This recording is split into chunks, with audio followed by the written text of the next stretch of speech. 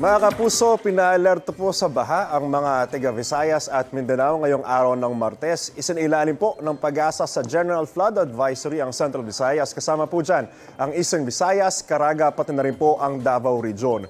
Uulanin kasi ang mga nasabing lugar dahil po sa shear line. Hindi pa yan epekto ng binabantayan nating low pressure area sa silangan po ng northeastern Mindanao. Posibleng pumasok sa Philippine Area of Responsibility ang nasabing low pressure area ngayong araw din. Mataas din po ang tsansang maging bagyo ng low pressure area at tatawagin po yan na bagyong Basyang. Mag-ingat po at maghanda po tayong lahat. Ako po si Anjo Pertiera. Know the weather before you go.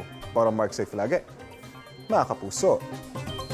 Kapuso, huwag magpapahuli sa latest news and updates. Mag-iuna ka sa balita at mag-subscribe sa YouTube channel ng GMA Integrated News.